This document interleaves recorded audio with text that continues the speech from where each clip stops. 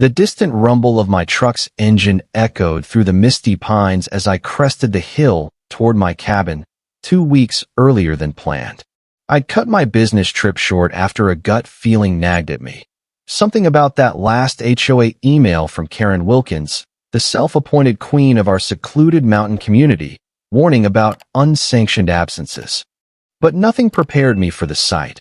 Lights blazing from my windows, a strange SUV parked in my driveway, and Karen herself standing on my porch, phone pressed to her ear, gesturing wildly at a uniformed cop.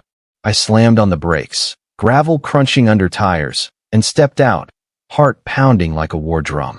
What the hell is going on here? I shouted, striding up the path.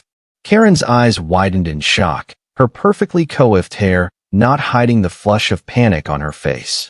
"Officer, that's him, the absentee owner. He's trespassing," she yelped, her voice shrill enough to scatter birds from the trees.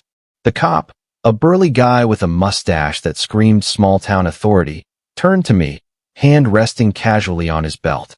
"Sir, this woman claims the property's been repossessed by the HOA due to violations. Says her friend has been house-sitting legally."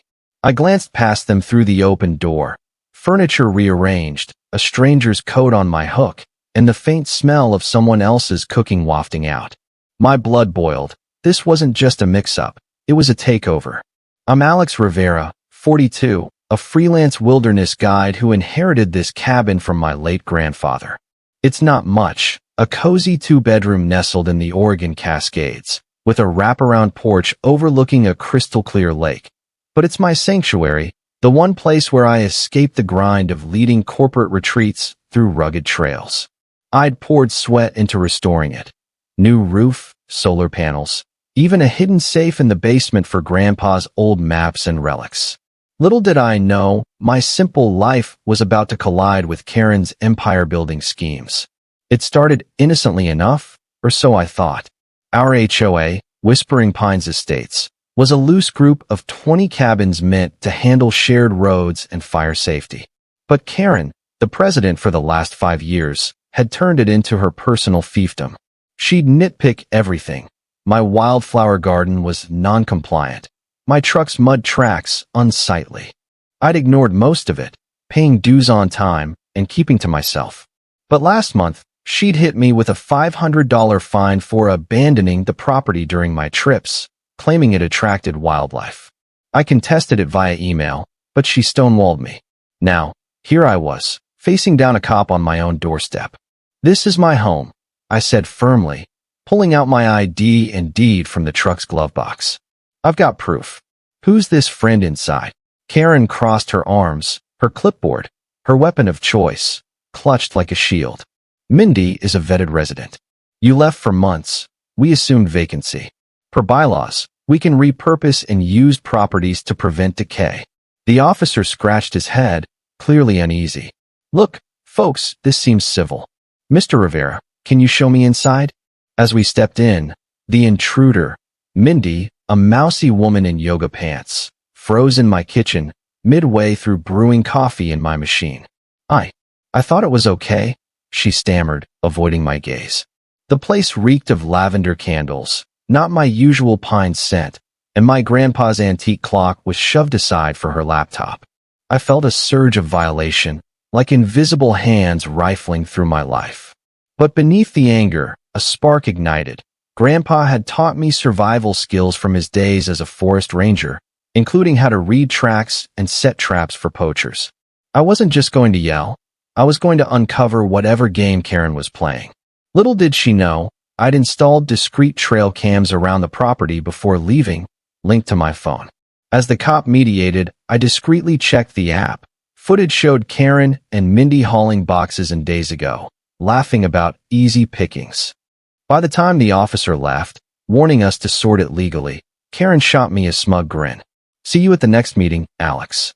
Don't be late, or there'll be more fines." She sauntered off, but I caught her whispering to Mindy, "Stick to the plan." "What plan?" I wondered, locking the door after kicking Mindy out with her bags. That night, as rain pattered on the tin roof, I pored over the HOA docs. Buried in fine print, a clause about community reclamation she'd snuck in last year. This wasn't petty, it was calculated.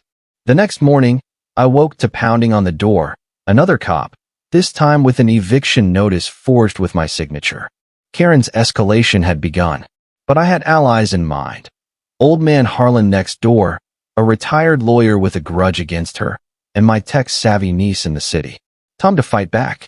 What would you do if someone tried to steal your home right under your nose? Drop a comment below. I'd love to hear your stories. The forged eviction notice crumpled in my fist as I stood on my porch, the morning fog curling around the pines like a warning. The cop, a different one from yesterday, younger, with a nervous twitch in his eye, shifted uncomfortably. Mr. Rivera, I'm just delivering this. You've got 48 hours to vacate or face arrest. I forced a calm nod, though my pulse hammered. Karen wasn't just playing dirty. She was rewriting the rules of the game. After the cop drove off, I called Harlan, my neighbor. At 68, Harlan was a wiry ex-lawyer who'd retired to Whispering Pines to escape courtrooms, only to find Karen's HOA reign worse than any judge he'd faced. He'd been fined last year for his unapproved solar panels, and his grudge ran deep. Alex, that woman's a vulture, he growled over the phone, promising to dig through his legal files for anything to counter her move. Meet me at noon. Bring coffee. I spent the morning scouring my trail cam footage. The app showed Karen and Mindy weren't alone. Two other figures, hooded and vague in the grainy night vision, had been sneaking around my property last week, carrying what looked like surveyor tools. My gut twisted. This wasn't just about my cabin. Karen's emails had hinted at development opportunities for the community. Was she selling us out? By noon, Harlan's porch was a war room. His table was littered with HOA bylaws, county records, and a half-empty thermos of my coffee. His dog, a scruffy mutt named Buck, gnawed a bone in the corner. Look here, Harlan said, jabbing a yellowed page. This reclamation clause Karen's leaning on? It's unenforceable without a unanimous board vote, and I sure as hell didn't sign off. He'd been at every meeting, even when Karen tried to schedule them during his fishing trips. She's got two cronies on the board, Mindy and that sleazy realtor, Greg, but there's no record of a vote. I leaned back, sipping coffee that tasted like ash. So she's forging documents and squatting in my house. What? Harlan's eyes narrowed. Follow the money. Whispering Pines is prime real estate, lakefront, secluded. Developers have been sniffing around for years. Karen's probably got a deal cooking. He handed me a crumpled flyer from his mailbox, a glossy ad for Pine Haven Estates, a luxury resort, with a suspiciously familiar lake sketch. My cabin's lot was smack in the center.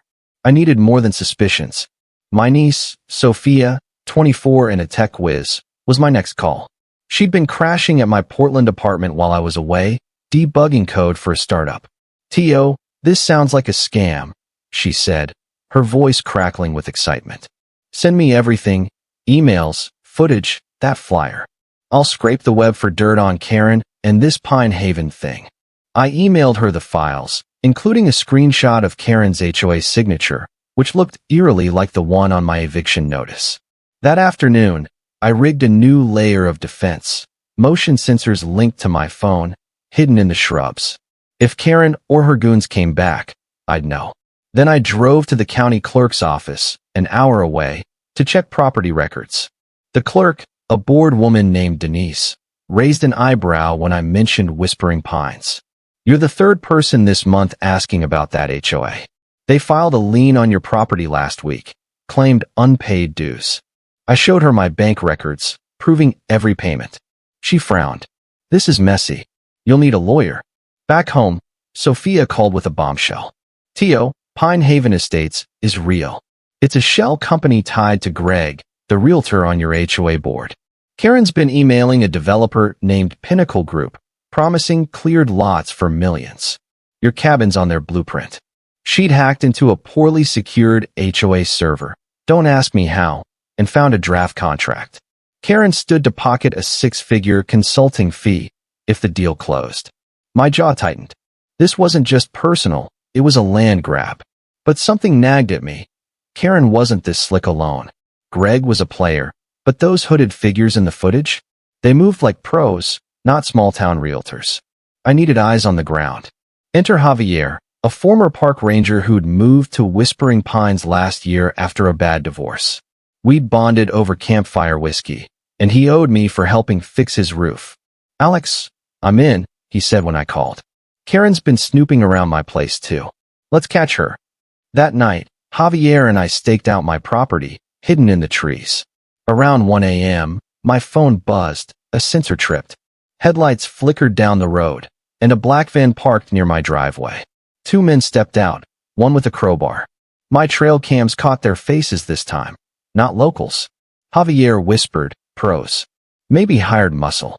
We stayed low, recording as they pried at my shed, muttering about clearing the site. They left empty-handed, but the message was clear. Karen's plan was moving fast. As we crept back to Harlan's, my phone pinged with a text from Sophia. "Found something big. Karen's got a silent partner, someone high up. Call me." My stomach sank. This was bigger than I'd thought. Ever had a neighbor pull something shady? Share your story in the comments. I'm starting to think Karen's not the only one out there. Sophia's voice was a whisper over the phone, as if the shadows in the trees might overhear. "Tio, Karen's silent partner? It's Victor Lang, CEO of Pinnacle Group. Emails show he's been pulling strings, promising her a cut if she delivers the lots. But get this, Lang's got ties to the county commissioner. Your eviction notice? It reeks of insider pull." I paced Harlan's living room, Buck watching me with tilted head. Javier nodded from the couch, cleaning his binoculars. "So it's not just HOA nonsense. It's corruption up the chain." The revelation hit like a rock slide.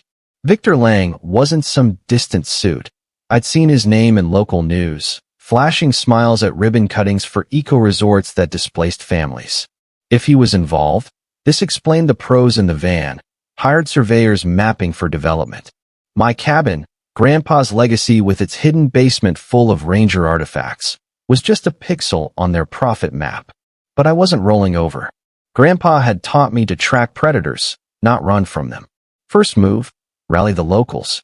Whispering Pines had 20 cabins, but only a handful showed up to meetings. Folks like Amara, the librarian widow 2 lots down, who'd been hit with fines for her bird feeders attracting pests. I knocked on her door at dawn, the lake shimmering pink in the sunrise. She opened it cautiously, her gray braid swinging. "Alex, everything okay?" I laid it out. The squat, the forgery, the developer plot. Her eyes hardened. "Karen fined me $300 last month. Said my feeders violated aesthetics. But I overheard her talking to Greg about flipping my place." Amara had a knack for research, poring over Old Town records in her spare time. "I'll dig into Lang's permits. Join us." By midday, our group grew. Javier brought his drone for aerial surveillance, Harlan his legal briefs, Sophia remote hacking from Portland. We met in my cabin's basement, accessed through a concealed door behind the bookshelf, a remnant of Grandpa's paranoia about forest fires. The cool air smelled of earth and old leather as I booted up my laptop. Sophia screen shared. "Look at this email chain. Karen's desperate. Lang's pressuring her for quick closings. She's got debts, Tio. Gambling, from what I traced in her bank leaks. A twist. Karen wasn't pure evil. She was cornered, but that didn't excuse stealing homes. We planned a counterstrike. Javier flew the drone over the community, spotting unmarked vans near Karen's cabin. More surveyors. Harlan drafted a cease and desist letter, citing fraud, while Amara uncovered a bombshell in county archives. Pinnacle's permits were rushed through without environmental reviews, violating state laws. "This could halt everything," she said, her voice steady despite the tremor in her hands. But Karen escalated first. That evening, as I grilled burgers on the porch, tires screeched up the road. Greg's flashy SUV, followed by a tow truck. "HOA enforcement," Greg barked, stepping out with a smirk, his gelled hair unmoving in the breeze. "Your truck's in violation, mud on the communal road. We're impounding it." The tow guy hooked chains to my bumper, ignoring my protests. I filmed it all on my phone, but inside, fury boiled. This was personal now, crippling my mobility in these remote hills. I called the sheriff's office. Turns out, The tow was authorized by a friendly deputy, another Lang crony. Stranded, I borrowed Javier's bike and pedaled to Karen's place under cover of dusk. Her lights were on, voices murmuring inside. Peering through a bush, I saw her arguing with Mindy. Lang wants results, or we're cut out. Alex is the holdout. Get rid of him. Mindy looked uneasy, fidgeting with her phone. Was she cracking? Back home, Sophia texted, hacked Karen's calendar. Meeting with Lang tomorrow at the old mill, edge of town.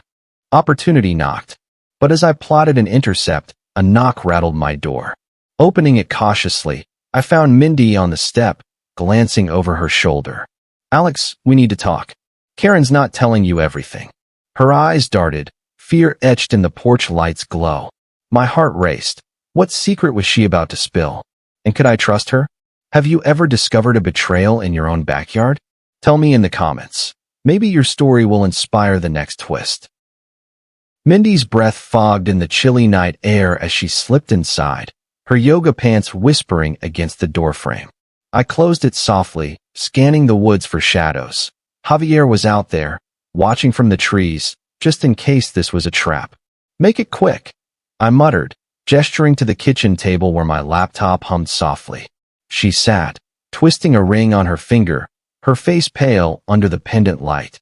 Alex, Karen dragged me into this. Mindy started, voice trembling like leaves in a storm. We were friends from yoga class. She said your cabin was abandoned, needed a caretaker to prevent squatters. But it was a lie. She had me move into established residency, make it harder for you to fight back. I poured her coffee, black and strong, to steady her nerves. Why confess now? She glanced at the window. Because Lang's involved. He's not just a developer. He's ruthless.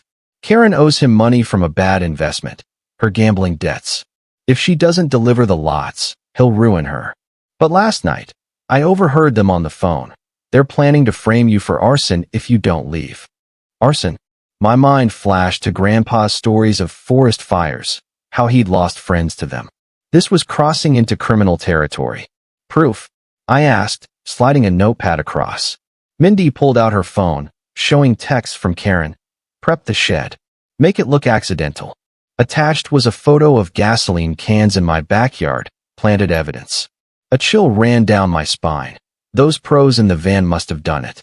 But Mindy had more. Lang's got a bigger play. Pinnacle isn't building resorts. They're after the mineral rights under Whispering Pines. Old surveys show lithium deposits, electric car batteries, big money. Karen's selling us out for a slice. Twist hit like a gut punch. Not just land grab, resource exploitation. Sophia's hacks confirmed it later. Geological reports buried in county files, stamped by Lang's company. I texted the group. Mindy's intel changed everything. Harlan hooped over the line. This is fraud on steroids. We can go to the state attorney general. Amara added, I've got contacts at the environmental board. Lithium mining would poison the lake. Javier, ever practical, suggested tailing Karen to the mill meeting. But first, secure the evidence. I led Mindy to the basement, showing her the hidden safe. Record a statement, I said. She did, voice gaining strength, detailing dates, names, even Lang's private number. Humor crept in despite the tension. Mindy eyed Grandpa's old ranger hat on the shelf. You look like Indiana Jones down here. I chuckled darkly. More like the guy who sets the traps. We rigged a decoy. Fake documents in my shed, laced with UV dye that'd mark anyone tampering. If they came for the arson setup, we'd have fingerprints. Dawn broke with action. Javier and I hiked to the old mill, an abandoned relic by the river, rusted beams creaking in the wind. We hid in the underbrush, drone buzzing overhead for footage. Karen arrived first, clipboard in hand, pacing like a caged animal. Then Lang's sleek sedan pulled up, kicking up dust. He stepped out, tall, silver-haired, suit sharp as a knife. Wilkins, this better be good. Rivera's stirring trouble. Karen fidgeted. He's isolated. Mindy's handling the inside job. From our vantage, Javier whispered. Mindy flipped. Good call trusting her. But as they huddled, a third car arrived. The county commissioner, badge gleaming. Gentlemen, he said, voice oily. Permits are approved. Mining starts next month. My blood ran cold. This was regional corruption, not just local greed. We captured it all on video. The drones were masked by the river's rush. Back at base, Sophia enhanced the audio. Clear admissions of bribery, forgery, the works. But Karen spotted the drone on their way out. Her shout echoed as she swatted at it like a fly. Lang's face twisted in rage. Find who owns that thing. That night, retaliation hit. My phone buzzed with alerts, sensors tripped. Rushing outside, flashlight cutting the dark, I found my shed door ajar, gasoline cans spilled. But the UV dye glowed on footprints leading to the road. Javier tracked them to Greg's SUV, parked suspiciously nearby. We confronted him at his cabin, pounding the door till he opened, bleary-eyed. What the? I shoved the footage in his face. You're done, Greg. Lang's ship is sinking. He crumbled faster than expected, spilling that Lang coerced him with debts too. Another layer. The antagonist wasn't one person, but a web of desperation. Karen's the pawn, he admitted. Lang's the king. Twist. Greg offered to testify for immunity. As allies gathered, the moral weight settled. Justice or revenge. I chose the former, but with a clever edge. The basement air grew thick with the scent of stale coffee and determination as our ragtag alliance huddled around the table, maps and laptops casting flickering shadows on the walls. Greg sat awkwardly in the corner, nursing a bruise from his earlier scuffle with Javier. Nothing serious, just a reminder not to bolt. Lang's meeting Karen again tomorrow, he confessed, voice low. At the lake dock, dawn. Finalizing the mining permits.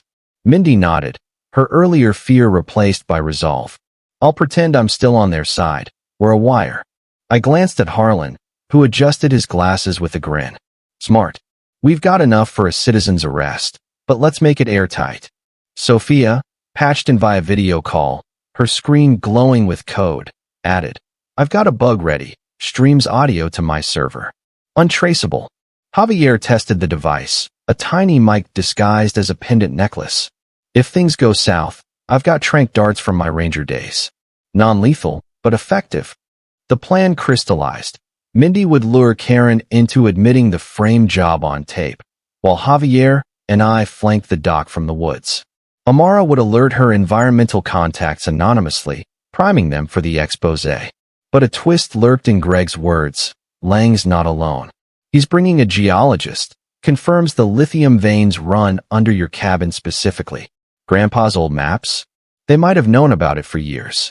My mind reeled. Grandpa's relics in the safe included faded surveys from the 1950s, marking mineral spots. Had he hidden them to protect the land? That night, sleep evaded me. Rain drummed on the roof like impatient fingers, mirroring my thoughts.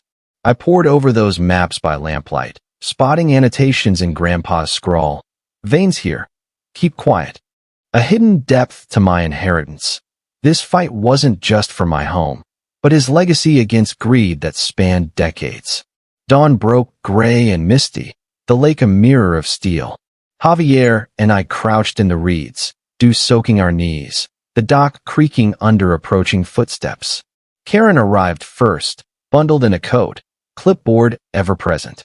Mindy followed, mic hidden, chatting casually. Lang's late, Karen snapped, glancing at her watch. Then the hum of a boat engine, Lang's yacht gliding in, the commissioner at his side, and a bespectacled geologist clutching a tablet. Mindy steered the conversation. About Alex's shed, the gasoline. Is that really necessary? Karen huffed. He won't budge. Frame him for trying to burn evidence. Insurance fraud on top. Lang's idea. Lang docked, smirking. Precisely.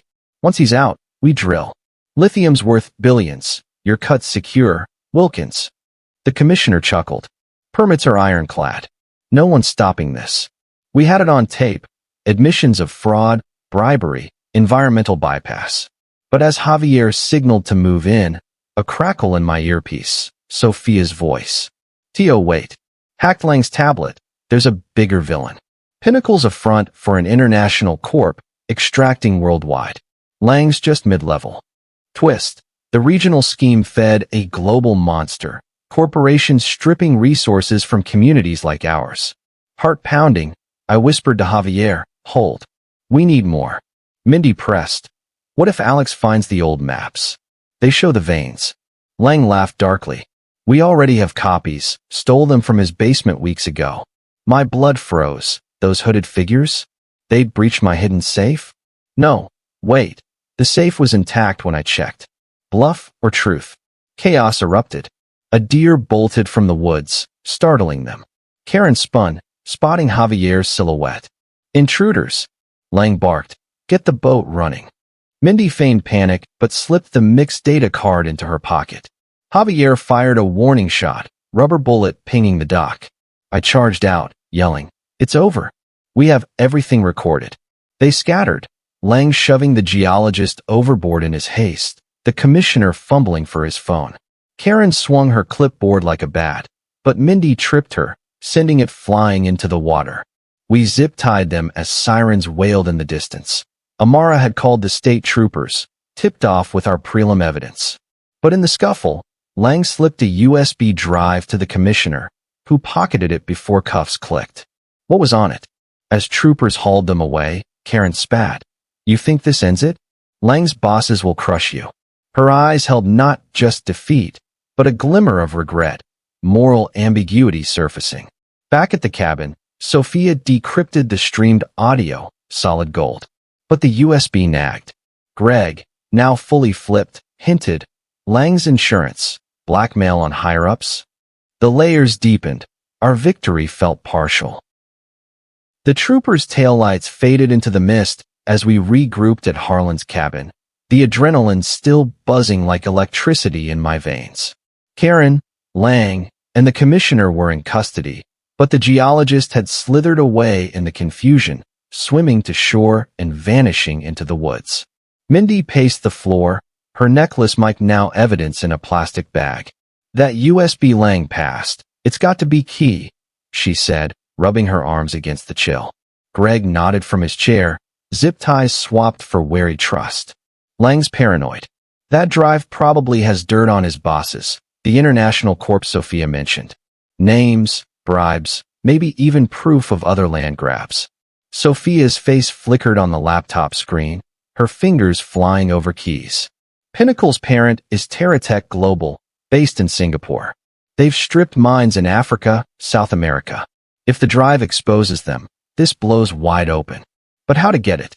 The commissioner had pocketed it before cuffs, and now he was in holding downtown. Harlan stroked his chin. I know the sheriff, old fishing buddy.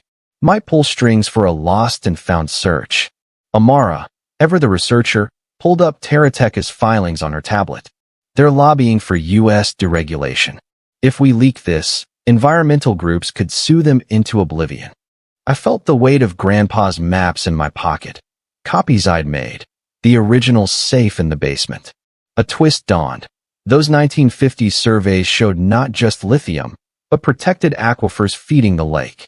Mining would contaminate water for miles, affecting the whole region. This wasn't local anymore. It was ecological warfare. Javier suggested a bold play. Infiltrate the station. I've got ranger gear, disguised as a delivery guy. Humor laced his tone, but his eyes were serious. We laughed it off at first, but ingenuity sparked. Mindy had a better angle. I visited Karen in holding. Pretend sympathy. Get her to spill where backups are. She volunteered, her flip from pawn to ally adding tension. Could we fully trust her? That afternoon, Mindy went in, wired again. We listened from Javier's truck parked nearby, the radio crackling. Karen, it's me, she said softly in the visiting room. Karen's voice came bitter. You traitor. Lang's drive? It's encrypted, but the commissioner has orders to destroy it if caught. A pause, then Karen's tone shifted. Regret? Mindy, I didn't want this. Debts piled up after my husband left. Lang promised a way out. Moral depth emerged. Karen wasn't a monster, just broken by greed's grip. But she dropped a gem, backups on my home computer, hidden folder, password, Pine King 2025. We had a lead. As Mindy left, sirens blared. Lang's lawyers had arrived, bailing him out fast. Time was slipping. Back at base, Sophia remote accessed Karen's PC using creds from earlier hacks. Got it, files syncing. The drive's digital twin revealed horrors. Emails to TerraTech execs, bribe ledgers, even videos of coerced evictions elsewhere. Twist. One file named Rivera Legacy. Scans of Grandpa's maps, stolen digitally via a hack trail cam? No, wait. Footage showed Greg planting a bug in my cabin weeks ago. He'd been the insider all along. Confronting Greg, he paled. Lang made me. Said it'd be easy intel. Betrayal stung, but he redeemed slightly. The physical drive has originals, unencrypted extras. Commissioner's stashing it at his office tonight. Another layer. Greg wasn't fully flipped. He'd held back for leverage. We adapted. Javier and I staked the county office after dark, the building a squat shadow under streetlights. Dressed in black, we used Grandpa's old lockpicks, another hidden skill from his ranger days. Slipping in through a side window, hearts thumping, we rifled the commissioner's desk. There, the USB, tucked in a drawer. But as I grabbed it, footsteps echoed. Security guard? No, the geologist, sneaking in for the same prize. A scuffle ensued. Javier tackled him, the man squirming like a fish. TerraTech sent me, destroy it, he gasped. We zip-tied him, pocketing the drive. Outside, tires screeched. Lang's car, circling. He knew. Plugging the USB into Sophia's secure link, files poured out, enough to topple empires. But a final twist, an email from TerraTech's CEO, authorizing elimination if exposed. The stakes skyrocketed. This was global now, with personal peril. As we fled into the night, phone buzzing with trooper updates, raids on Pinnacle underway, I realized victory hinged on the climax ahead. How far would you go to protect your legacy? Comment your thoughts. Let's see if you'd pick locks too. The USB drive burned in my pocket like a live coal as Javier and I tore down the back roads, the truck's headlights slicing through the inky night. Troopers' chatter crackled over the scanner we'd borrowed from Harlan. Raids on Pinnacle were underway, but TerraTech's reach meant reinforcements could swarm any minute. Head to the community hall. I radioed the group. Time for the showdown. Sophia's voice cut in from her secure line. Uploading the files to whistleblower sites now. Environmental NGOs, feds, even international watchdogs. But we need the physical proof for court. The hall, a weathered log building at Whispering Pine's heart, loomed ahead, its windows dark except for emergency lights.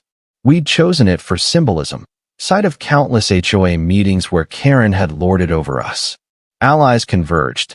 Harlan with legal docs, Amara clutching printouts of TerraTech's atrocities, Mindy and Greg in tow, their redemptions hanging by threads. Javier set up projectors scavenged from Amara's library, linking to Sophia's feed. But Lang was one step ahead. As we piled in, floodlights snapped on outside, pinning shadows against the walls. His voice boomed over a megaphone. Rivera, surrender the drive, or your friends pay. Tires crunched gravel, hired security, burly figures encircling the hall. The geologist slunk among them, smirking. Twist. Lang hadn't bailed alone. He'd rallied TerraTech's private muscle, ex-mercs from overseas ops. Inside, panic flickered, but ingenuity kicked in. Grandpa's survival lessons echoed. Use the environment.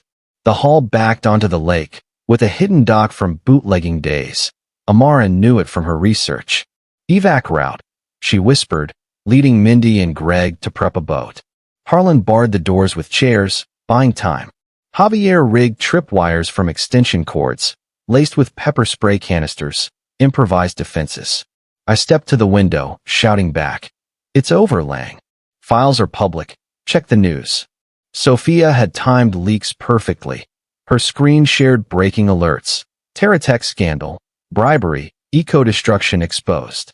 But Lang laughed, a chilling echo. Fakes won't hold. Give me the originals, or we burn this place. Gasoline stench wafted in, echoing their arson plot. Climax built like a storm. Security breached the side door, boots thudding on wood. Javier triggered the wires, hisses of spray, coughs and curses filling the air. I dashed to the projector, beaming the USB's contents on the wall, ledgers glowing, videos of polluted sites in Brazil, emails naming Terateca's CEO. This is live-streamed. I bluffed, though Sophia made it real, broadcasting to social media. Lang burst in, suit rumpled, eyes wild. You meddling fool. He lunged for the drive, but Mindy intercepted, tripping him with a yoga mat. Dark humor in the chaos. Not so fast, she quipped. Greg, seizing his moment, tackled the guard, yelling, I'm done being your pawn. Fists flew, the hall echoing with grunts and crashes. Harlan swung his briefcase like a club, papers fluttering like confetti. In the melee, the geologist snatched the drive from my hand. Twist. But it was a decoy. I'd swapped it earlier, the real one with Sophia digitally. He fled to the dock, only to find Amara waiting, boat engine roaring. Going somewhere, she said, voice steady as she revved, splashing him into the shallows. Lang cornered me against the wall, breath hot. You think one man stops a corporation? Moral clash peaked, his greed versus my resolve. It's not one man, I retorted. It's a community. Sirens wailed anew, federal agents, tipped by Sophia's leaks, descending in choppers, rotors thumping like judgment. As cuffs clicked on Lang, he spat a final revelation. Your grandpa? He sold us the maps years ago, double-crossed us when he backed out. Lie or truth? The words lingered, a twist tying back to legacy. But evidence won. Agents seized the real drive from my safe pocket. The hall fell silent, save for labored breaths. We'd outsmarted them, but at a cost. Bruises, shattered trust. Karen, from jail, called Harlan later, confessing fully for leniency. Redemption flickered. What if your fight exposed a hidden family secret? Comment below. Truth can be the biggest twist. Federal agents swarmed the hall like a tide, their flashlights dancing across the chaos of overturned chairs and scattered papers. Lang was hauled out in cuffs, his silver hair disheveled, muttering threats about lawyers and countersuits. The geologist, dripping lake water, followed suit, his tablet confiscated as evidence. Outside, Karen watched from a squad car, earlier bailed but rearrested on fresh charges. Her face a mask of defeat, clipboard long gone. The commissioner, stripped of his badge, babbled excuses, but the USB's files sealed his fate. Bribery, conspiracy, environmental fraud. In the days that followed, justice unfolded like a well-set trap. Terateca's CEO resigned amid international scrutiny, their stocks plummeting as NGOs filed lawsuits. Pinnacle dissolved, assets frozen. Locally, Karen faced embezzlement charges for siphoning HOA funds to cover her debts. Fines she'd levied on us funneled straight to her pockets. She avoided Mac's sentence by testifying against Lang, her confession laced with remorse. I thought power would fix everything. It broke me. Redemption, partial and bittersweet, as she volunteered for community service, reforming the very system she'd corrupted. Lang got the harshest, federal prison for racketeering, his empire crumbling under asset seizures.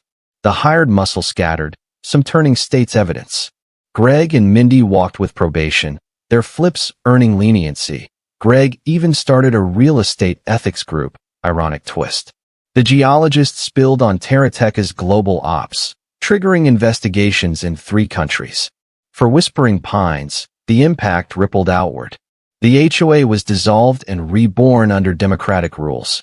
No more queens, just neighbors. We voted in Harlan as interim chair, his legal savvy ensuring fair bylaws. Amara led eco-tours of the lake, highlighting the protected aquifers Grandpa's maps had safeguarded. Those maps? Agents confirmed Lang's claim was a bluff. Grandpa had never sold out. He'd rejected offers decades ago, hiding the surveys to prevent exactly this. Final twist. In the safe, I found a letter from him, sealed years back. Alex, if trouble comes for the land, fight with wits, not fists. The veins are a curse disguised as wealth. Protect the water, the life. His words, foreshadowed in every trap I'd set, closed the loop on my hidden strength. I grew through it all. From a solitary guide escaping in the woods, I became a community anchor, leading workshops on property rights and surveillance tech. Sophia's hacks inspiring a local app for monitoring shady deals. Javier and I patrolled the trails, ensuring no new threats loomed. The cabin felt more like home, its basement now a shared archive for the neighborhood's history. As the sun set over the lake one evening, I sat on the porch with Buck at my feet, Harlan's dog, adopted after he joked about needing a watchdog ally. The water lapped gently, free from mining's shadow. We'd turned a personal siege into a collective victory, proving one voice, amplified, could echo far. Have you ever stood up to a system that seemed unbeatable? What legacy are you fighting to protect? Share in the comments below. I read every one. Like and subscribe for more stories of everyday heroes turning the tables. Join the fight for justice. Who knows? Your tale might inspire the next one.